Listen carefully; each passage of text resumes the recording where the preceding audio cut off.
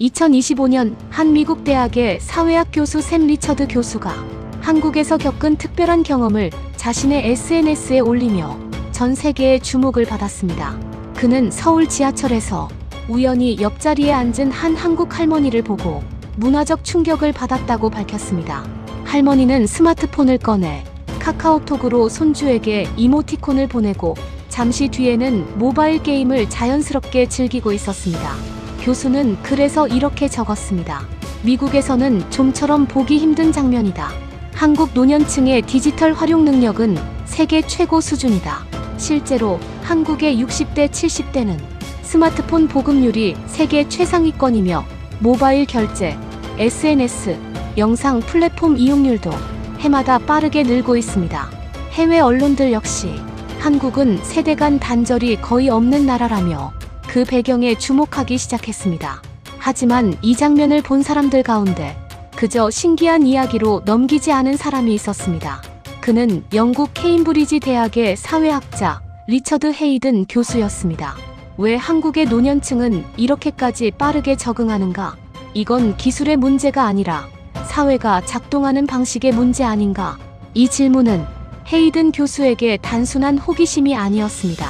40년 동안 쌓아온 그의 국가 발전 이론을 처음부터 다시 펼쳐보게 만든 질문이었습니다. 그리고 몇 주 뒤 그 질문은 케임브리지 한복판 수백 명의 청중 앞에서 공식적으로 던져지게 됩니다. 2025년 3월 영국 케임브리지 런던 정경대에서 박사학위를 받고 40년 가까이 세계 경제와 국가 발전 이론을 연구해온 그는 이제 은퇴를 앞두고 있었어요. 그의 마지막 공개 강의 소식이 알려지자 신청자가 폭주했습니다. 케임브리지 최대 강의실인 밀레인 렉처홀도 모자라 온라인 생중계까지 준비됐어요. 헤이든의 마지막 강의라면 분명히 미국과 중국 이야기일 거야. 아니면 유럽의 미래에 대한 경고겠지. 학생들은 그렇게 예상했습니다. 강의실은 이미 가득 차 있었어요. 학생들뿐만 아니라 교수들, 언론인들, 정책 연구자들까지 자리를 메웠습니다. 복도와 계단에까지 사람들이 서 있었어요. 오후 2시 정각. 헤이든 교수가 단상에 올랐습니다. 회색 머리에 검은 테 안경을 쓴 그는 여전히 날카로운 눈빛을 가지고 있었어요. 여러분, 환영합니다. 그의 목소리는 차분했지만 무게감이 있었습니다. 오늘은 제 마지막 공개 강의입니다. 40년 동안 경제학을 연구하며 수많은 나라를 분석했지만 오늘은 그 중에서도 가장 기묘한 케이스 하나를 여러분과 나누고자 합니다. 헤이든은 첫 슬라이드를 띄웠어요. 화면에는 세계 지도가 나타났고 곳곳에 빨간 불이 켜져 있었습니다. 지금 세계는 격변하고 있습니다. 미국과 중국의 패권 경쟁, 우크라이나와 중동의 전쟁, 에너지 위기, 식량 위기, 기술 패권의 재편. 그가 잠깐 멈췄다가 청중을 둘러봤어요. 솔직히 말하자면 지금 세계는 제가 배웠던 교과서를 거의 다 찢어야 할 정도로 뒤틀려 있습니다. 냉전 시대의 이론도 세계화 시대의 이론도 지금 상황을 제대로 설명하지 못하고 있어요. 학생들이 고개를 끄덕였습니다. 그래서 저는 고민했습니다. 제 마지막 강의에서 무엇을 말해야 할까? 미국의 미래, 중국의 한계, 유럽의 쇠퇴. 헤이든은 리모컨을 눌렀어요. 새로운 슬라이드가 나타났습니다. 거기에는 단 하나의 단어만 크게 떠 있었어요. 코리아. 강의실이 술렁거렸습니다. 한국이요? 누군가 작게 중얼거렸어요. 네, 한국입니다. 헤이든이 미소 지으며 말했습니다. 오늘 저는 여러분에게 한국이라는 나라를 소개하려고 합니다. 통계상으로는 존재할 수 없는 나라, 이론대로라면 진작 망했어야 하는데 오히려 미래의 표준이 되어가고 있는 나라 말이에요. 한국, BTS 그 나라, 삼성, 현대 뭐 그런 회사들 있는 곳. K-드라마 보는 여자친구 생각나네. 학생들의 반응은 다양했지만 대부분 의아해했습니다. 헤이든은 그들의 반응을 예상했다는 듯 말을 이었어요. 여러분이 한국에 대해 아는 건 전체의 한 5%도 안 됩니다. K-팝, 드라마, 삼성 스마트폰 그건 겉모습일 뿐이에요. 그가 다시 슬라이드를 넘겼습니다. 오늘 저는 여러분께 질문 하나를 던지겠습니다. 왜 한국은 이론대로라면 망했어야 하는데 오히려 21세기의 미래 표준이 되고 있는가? 강의실이 조용해졌습니다. 헤이드는 천천히 단상을 오가며 말을 이었습니다. 먼저 한국의 조건을 봅시다. 슬라이드에 한국의 기본 정보가 떴어요. 국토 면적 약 10만 제곱킬로미터. 영국보다 작습니다. 인구 약 5천만. 프랑스의 3분의 2보다 적어요. 학생들이 메모하기 시작했습니다.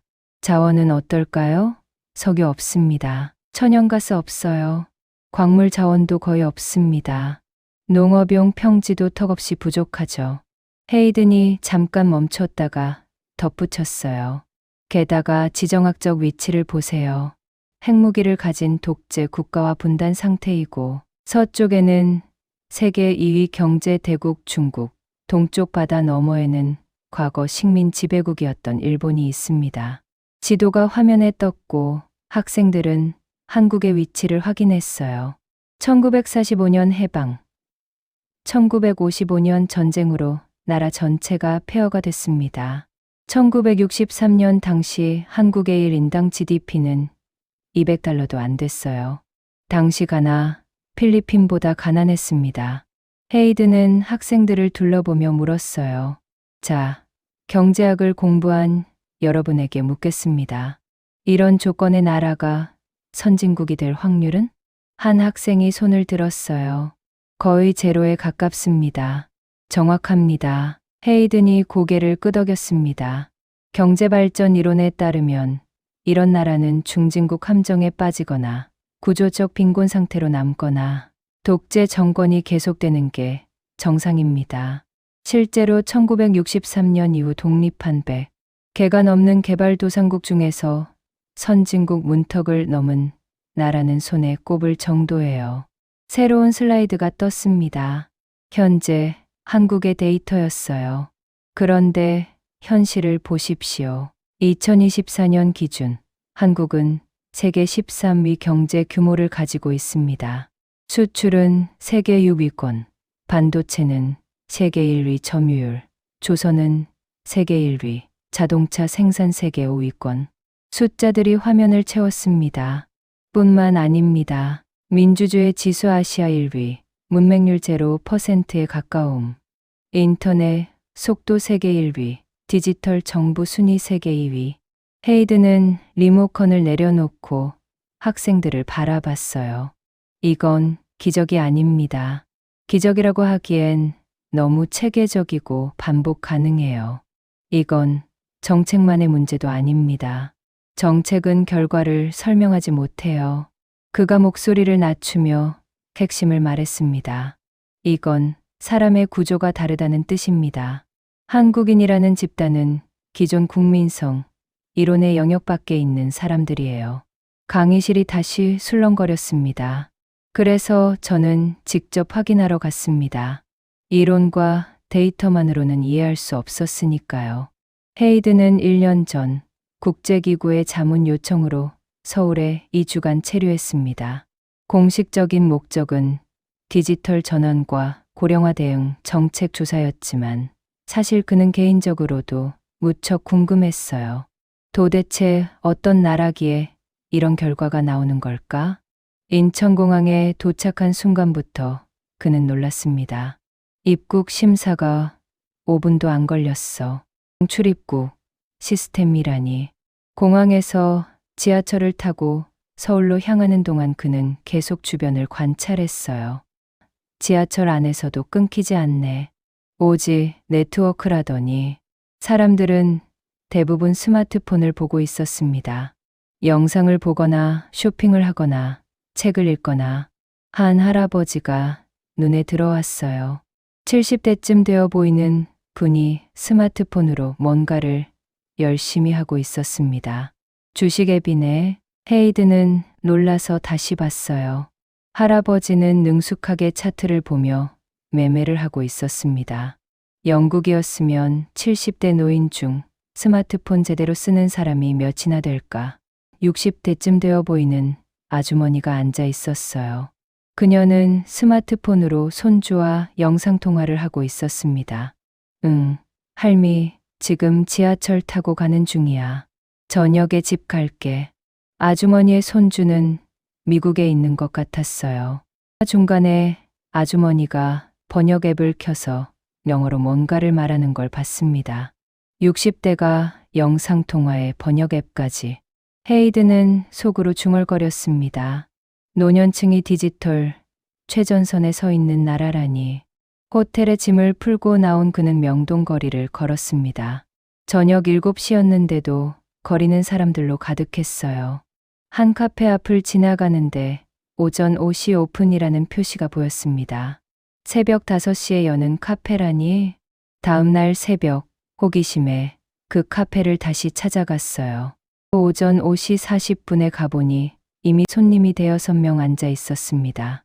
사장은 40대 정도 되어 보이는 여성이었어요. 능숙하게 커피를 내리며 손님들과 인사를 나누고 있었습니다. 사장님, 항상 이렇게 일찍 여세요? 헤이든이 영어로 물었고 사장이 한국어로 대답했습니다. 통역 앱이 바로 번역해 줬어요. 네, 출근하는 분들이 커피 드시고 가시잖아요. 새벽에 일어나는 건 힘들지만 손님들이 좋아하시니까요. 헤이드는 커피를 마시며 생각했습니다. 이 사람은 남들보다 4시간 일찍 일어나서 가게를 여는구나. 그것도 매일. 며칠 후 편의점에서도 비슷한 경험을 했어요. 밤 11시쯤 편의점에 들렀는데 40대 남성이 알바를 하고 있었습니다. 손님이 없을 때 그는 노트북을 펴놓고 온라인 강의를 듣고 있었어요. 무슨 공부하세요? 헤이든이 물었습니다. 아, 데이터 분석 배우고 있어요. 회사 다니다가 정리해고 당해서 지금 재취업 준비 중이에요. 담담하게 대답했습니다. 낮에 면접 보고 저녁엔 여기서 알바하고 새벽엔 공부하고 있어요. 힘들지만 뭐 어쩔 수 없죠. 헤이든은 호텔로 돌아오는 길에 계속 생각했습니다. 이 사람들은 쉬는 시간에도 미래를 준비하고 있어. 이건 개인의 근면을 넘어서는 뭔가야. 문화적 본능에 가까운 것 같아. 케임브리지 강의실로 다시 돌아왔습니다. 헤이든은 새로운 슬라이드를 띄웠어요. 각국의 학습 능력, 문해율, 디지털 활용 지표를 비교한 그래프였습니다. 자, 여기서 첫 번째 특성을 말씀드리겠습니다. 한국은 평균이 비상식적인 나라입니다. 학생들이 고개를 갸웃거렸어요. 무슨 뜻이냐면요. 대부분의 선진국은 상위 1% 천재들이 국가를 끌고 갑니다. 실리콘밸리, MIT, 하버드, 미국이 강한 이유는 최고의 인재들이 모이기 때문이죠. 헤이든이 다음 슬라이드로 넘어갔습니다. 유럽은 조금 다릅니다. 엘리트와 평균이 고르게 괜찮아요. 하지만 변화 속도가 느립니다. 시스템이 안정적인 만큼 변화의 저항이 크죠. 그가 한국 그래프를 가리켰어요. 한국은 이렇습니다. 상위 1%가 아니라 상위 70에서 80%가 고성능으로 돌아가는 나라예요. 국민 전체의 평균 성능이 다른 나라의 상위권 수준입니다. 한 학생이 손을 들었어요. 구체적인 예를 들어주실 수 있나요? 물론이죠. 헤이든은 자신의 경험을 이야기하기 시작했습니다. 제가 서울에서 택시를 탔는데요. 기사님이 50대 정도 되시는 분이었어요. 차 안에서 BBC 뉴스가 라디오로 나오고 있더군요. 한국어 번역 방송이었어요. 그가 미소 지으며 계속했습니다. 기사님과 이야기를 나눴는데 환율 이야기를 하시더라고요. 달러, 대비 원화 가치, 유로존 경제 상황, 중국 부동산 시장까지 분석하시면서 승객인 저한테 질문을 던지시는 거예요. 교수님은 내년 미국 금리를 어떻게 보십니까? 학생들이 웃었습니다. 처음에는 예외적인 케이스인 줄 알았어요.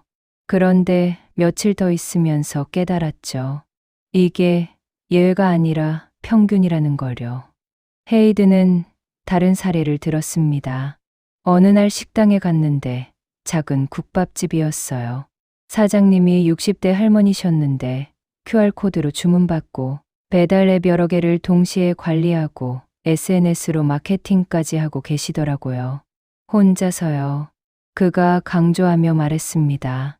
여러분, 영국의 60대 자영업자 중에 이렇게 하시는 분이 몇이나 될까요? 솔직히 말해서 거의 없습니다. 하지만 한국에서는 이게 평균이에요. 헤이드는 슬라이드를 넘기며 결론을 내렸습니다. 한국은 엘리트 국가가 아닙니다. 국민 전체가 엘리트화된 아주 기묘한 형태의 사회예요. 택시 기사, 식당 사장, 편의점, 알바생까지 모두 높은 수준의 정보, 처리 능력과 학습 능력을 가지고 있습니다. 그가 잠깐 멈췄다가 덧붙였어요. 이게 한국이 빠르게 변화할 수 있는 첫 번째 이유입니다. 정부가 새로운 정책을 내놓으면 국민들이 즉시 이해하고 적응해요. 설명하고 교육하는 데 시간이 거의 안 걸립니다. 헤이드는 물을 한 모금 마시고 다음 주제로 넘어갔습니다. 두 번째 특성은 한국에 대한 가장 큰 오해를 바로잡는 것부터 시작하겠습니다. 슬라이드에 큰 글자가 떴어요. 빨리빨리 급한 것. 많은 사람들이 한국을 급한 나라라고 생각합니다. 빨리빨리 문화 때문에요. 하지만 이건 완전히 잘못된 이해예요. 헤이드는 자신의 관찰을 이야기하기 시작했습니다. 제가 한국에서 여러 회의에 참석했는데요. 신기한 걸 발견했어요. 약속 시간이 오전 9시면 8시 50분에 이미 대부분의 사람들이 자리에 앉아 있더라고요. 학생들이 고개를 끄덕였습니다. 처음에는 정말 성실한 사람들이구나라고 생각했어요. 하지만 며칠 관찰하면서 깨달았죠. 이건 성실함의 문제가 아니라 시간 개념 자체가 다르다는 거려. 헤이드는 슬라이드를 넘겼습니다. 각국의 프로젝트 진행 타임라인 비교 그래프였어요. 영국에서는 보통 이렇게 일합니다. 마감일이 다음 주 금요일이면 목요일 밤이나 금요일 아침에 마무리하죠. 마감 직전까지 일하는 게 일반적이에요. 그가 한국 타임라인을 가리켰습니다. 한국은 다릅니다. 마감이 다음 주 금요일이면 월요일이나 화요일에 이미 1차 결과물이 나와요. 그리고 나머지 시간 동안 수정하고 개선합니다. 한 학생이 질문했어요. 그럼 미리 끝내고 쉬는 건가요? 아니요. 헤이든이 고개를 저었습니다. 미리 끝내고 또 다른 일을 시작하거나 더 완벽하게 만들어요. 한국인들은 여유를 즐기기보다는 안전, 나진을 확보하는 데 쓰는 경향이 있습니다. 그가 더 깊이 설명했습니다. 코로나 팬데믹 때를 보세요. 대부분의 국가들은 감염자가 폭증한 뒤에야 봉쇄를 시작했어요. 하지만 한국은 감염자가 나오기 전부터 범사 시스템을 대규모로 구축했습니다. 이전에 이미 시스템을 만들어 놓은 거죠. 헤이드는 다른 사례도 들었습니다. 재난 대응도 마찬가지예요. 2014년 세월호 참사 이후 한국은 재난안전법을 전면 개정했어요. 구조 시스템, 안전 기준, 책임 소재까지 모두 바꿨습니다. 그 속도가 2년도 안 걸렸어요. 그가 비교를 들었습니다. 영국에서 그ren펠 타워 화재 사고 후 건축 안전 기준이 바뀌는데 몇 년이 걸렸는지 아십니까? 아직도 완전히 정리되지 않았어요. 한국은 2년 안에 법을 만들고 시스템을 구축하고 실행까지 마쳤습니다. 헤이드는 슬라이드를 정리하며 말했습니다. 한국인은 급한 민족이 아닙니다. 미래를 먼저 살아야 마음이 편한 민족이에요. 문제가 터지기 전에 미리 해결하고 위기가 오기 전에 미리 대비하는 겁니다. 한 학생이 또 질문했어요.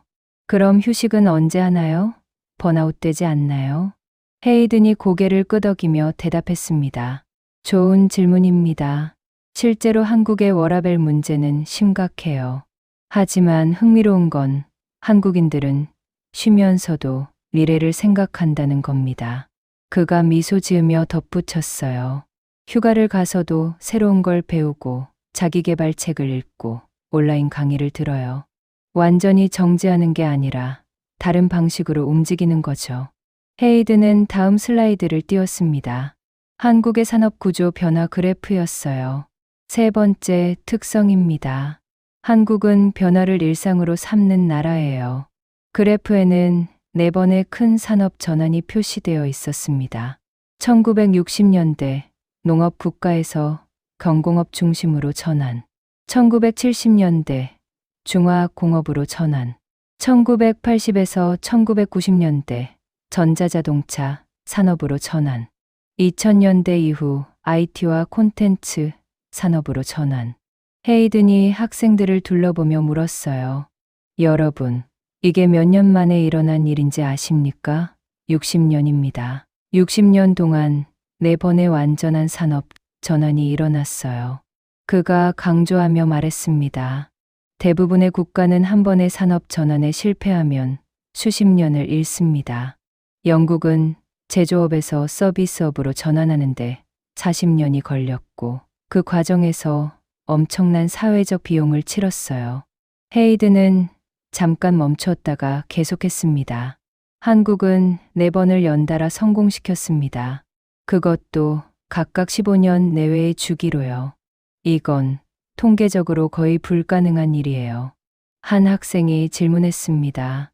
어떻게 그게 가능했나요? 바로 4번째 특성 때문입니다. 헤이든이 새로운 슬라이드를 띄웠어요. 집단, 지능이라는 제목이 붙어 있었습니다.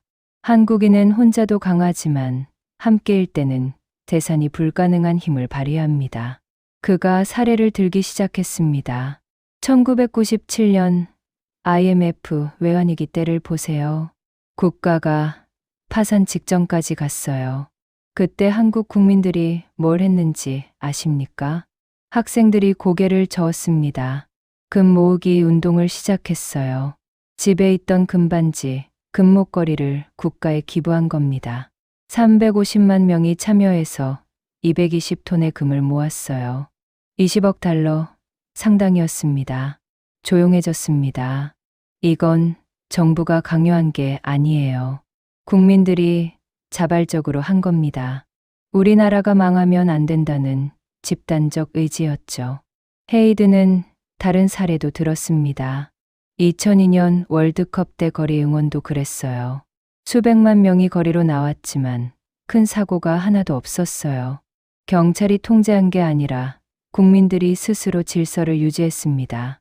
그가 최근 사례도 추가했습니다. 코로나 팬데믹 초기 마스크 대란이 있었죠. 그때 한국은 마스크 오브제 시스템을 도입했어요. 요일별로 출생 연도에 따라 마스크를 살 수 있게 한 거죠. 헤이든이 고개를 끄덕이며 말했습니다. 이 시스템이 발표되고 이틀 만에 전국적으로 작동했어요. 5천만 명이 자기 요일을 확인하고 약국 앞에 줄을 서고 아무도 새치기 하지 않았습니다. 한 학생이 감탄하며 말했어요. 신기하네요. 신기한 정도가 아닙니다. 헤이든의 목소리에 힘이 들어갔습니다. 저는 평생 국가 발전을 연구했지만 한 국가가 필요할 때 순식간에 동일한 방향으로 움직이는 걸 처음 봤어요. 이건 교육으로 만들어지는 게 아닙니다. 문화, 유전자에 가까운 겁니다. 헤이든은 물을 한 모금 더 마시고 5번째 극성으로 넘어갔습니다. 5번째, 한국은 실패를 성장, 연료로 바꾸는 민족입니다. 슬라이드에 여러 사건들이 나열됐어요. IMF 외환위기, 세월호 참사, 메르스 사태, 여러 안전사고들. 대부분의 국가에서 실패는 이렇게 처리됩니다. 사고 발생 책임자 찾기, 처벌 언론 보도 시간이 지나면 잊혀진 비슷한 사고 재발. 헤이든이 한숨을 쉬며 말했습니다. 영국도 그렇고 미국도 그래요. 사고가 나면 몇 년 동안 토론만 하다가 흐지부지 되는 경우가 많습니다. 그가 한국 사례를 들었습니다. 한국은 다릅니다. 1997년 성수대교, 궁괴, 삼풍백화점 붕괴 이후 건축 안전 기준이 전면 개정됐어요. 2014년 세월호 참사 이후 재난안전법이 바뀌었고요. 슬라이드에 타임라인이 나타났습니다. 2015년 메르스 사태 이후 감염병 관리 시스템이 완전히 재구축됐어요. 그래서 코로나 팬데믹 때 빠르게 대응할 수 있었던 겁니다. 헤이드는 핵심을 짚었습니다. 한국의 실패 처리 방식은 이렇습니다. 실패 원인 분석 제도 개선, 시스템, 재구축 재발 방지. 이 과정이 빠르면 1년, 길어도 2, 3년 안에 끝나요. 그가 비교를 들었습니다. 다른 나라가 10년 토론할 일을 한국은 1, 2년 안에 실제 제도로 만듭니다. 왜 그럴까요? 헤이드는 6번째 특성으로 자연스럽게 넘어갔습니다. 바로 시민, 주권 때문입니다. 새로운 슬라이드가 떴어요. 촛불 시위 사진들이었습니다. 2016-17년 촛불 시위를 보세요. 20여 개월 동안 연인원 1600만 명이 광장에 나왔어요. 대통령을 탄핵시켰습니다. 헤이든의 목소리에 감탄이 묻어났습니다. 그런데 놀라운 건 이 과정에서 단 한 명의 사상자도 없었다는 겁니다. 1600만 명이 평화롭게 시위하고 헌법에 따라 대통령을 탄핵하고 새 정부를 선출했어요. 그가 학생들을 둘러보며 물었습니다. 여러분, 이게 얼마나 대단한 일인지 아십니까? 역사상 이런 규모의 평화 시위로 정권이 교체된 사례가 거의 없어요. 한 학생이 질문했습니다. 한국 국민들의 정치 의식이 그렇게 높나요? 높다기보다는 헤이든이 단어를 신중하게 골랐습니다. 한국인의 애국심은 감정이 아니라 국가를 직접 운영하는 사용자 의식에 가깝습니다. 그가 설명을 이었습니다. 평소에는 각자 삶에 집중해요. 일하고 공부하고 돌보고. 하지만 국가 시스템이 잘못 작동하면 시민들이 직접 나와서 시스템을 리셋합니다. 헤이든은 구체적인 예를 들었습니다. 지방자치제가 활성화되어 있고 주민 참여, 예산 제도가 있고 청와대, 국민청원 시스템 같은 것도 있었어요. 시민이 정책에 직접 의견을 내고 실제로 반영되는 구조죠. 그가 결론을 내렸습니다. 이 정도 레벨의 시민 주권과 참여, 민주주의를 가진 나라는 제가 알기로 한국이 거의 유일합니다. 스위스 정도가 비슷한 수준이지만 역동성 면에서는 한국이 훨씬 앞서요. 한국을 단지 작은 성공국으로 보면 안 됩니다. 한국은 300년 걸릴 변화를 70년 만에 끝낸 압축된 미래 문명입니다. 강의실이 조용했습니다. 1953년 전쟁 폐허에서 2025년 선진국까지 72년이 걸렸어요. 영국이 산업혁명 후 선진국이 되는데 200년 걸렸습니다. 미국은 150년 걸렸고요. 헤이든은 숫자를 강조했습니다. 한국은 그 과정을 3분의 1 시간에 압축했어요. 그것도 자원도 없고 지정학적으로도 최악의 조건에서요. 그가 학생들을 한 명 한 명 바라보며 말했습니다. 제가 40년 동안 경제학을 연구하면서 내린 결론은 이겁니다. 21세기를 이해하고 싶으면 한국을 공부해야 한다는 거예요. 헤이든은 잠깐 멈췄다가 말을 이었습니다. 기후위기, 팬데믹, 기술 변화, 인구, 고령화, 모든 선진국이 맞닥뜨릴 문제들을 한국은 이미 먼저 경험하고 있습니다. 그리고 해결책을 찾고 있어요. 그가 마지막 슬라이드를 띄웠습니다. 한국의 야경 사진이었어요. 한국은 미래의 실험실입니다. 다른 나라들이 앞으로 겪을 문제를 먼저 겪고 먼저 해결하고 있는 나라죠. 헤이든은 깊게 숨을 들이마셨습니다. 제 마지막 강의를 한국으로 택한 이유가 바로 이겁니다. 여러분이 미래를 공부하고 싶다면 한국을 공부하세요. 여러분이 국가 발전을 연구하고 싶다면 한국을 연구하세요. 그가 미소 지으며 마무리했습니다. 21세기의 답은 실리콘밸리에도 월스트리트에도 브뤼셀에도 없을지 모릅니다. 골목길, 지하철 안, 편의점에 있을지도 모르니까요. 박수가 터져 나왔습니다. 학생들이 일어서서 박수를 쳤고 박수는 5분 이상 계속됐어요. 강의가 끝난 후 한 학생이 도서관으로 달려갔습니다. 24살의 에밀리였어요. 그녀는 개발경제학을 전공하고 있었습니다. 한국에 대한 책이 어디 있지? 에밀리는 서가를 뒤지기 시작했어요. 한국 경제, 한국 사회, 한국 문화에 관한 책들을 찾았습니다. 8권의 책을 빌려 들고 나오면서 그녀는 생각했습니다. 미래를 공부하고 싶다면 결국 한국을 공부해야 한다. 다른 학생들도 비슷했어요. 강의를 들은 100여 명의 학생 중 절반 이상이 한국 관련 자료를 찾기 시작했습니다. 헤이든 교수의 연구실, 이메일로는 질문들이 쏟아졌어요. 교수님, 한국어를 배우려면 어떻게 해야 하나요? 한국 대학에 교환학생을 갈 수 있을까요? 한국 스타트업에서 인턴십을 구하고 싶습니다. 헤이든은 이메일들을 읽으며 미소 지었습니다. 내 마지막 강의가 제대로 전달됐구나. 그는 창밖을 바라봤어요. 케임브리지의 고풍스러운 건물들이 보였지만 그의 머릿속에는 서울의 역동적인 거리가 떠올랐습니다. 5시에 여는 카페, 지하철에서 주식 매매하는 할아버지, 편의점에서 공부하는 40대, 촛불을 들고 평화롭게 시위하는 1,000만 명의 시민들. 한국은 정말 특별한 나라야. 헤이든은 속으로 중얼거렸습니다. 72년 만에 세계가 300년 걸려서 이룬 것을 해냈어. 그것도 가장 열악한 조건에서. 이건 기적이 아니라 시스템이야. 사람의 시스템. 그는 책상 서랍을 열어 한국에서 받아온 작은 기념품을 꺼냈어요. 태극기, 배지였습니다. 다음 세대 학자들은 한국을 더 깊이 연구하겠지. 그리고 그들은 내가 발견하지 못한 것들을 더 많이 찾아낼 거야. 헤이든은 배지를 책상 위에 올려놓고 미소 지었습니다. 세계는 계속 변하고 있었어요.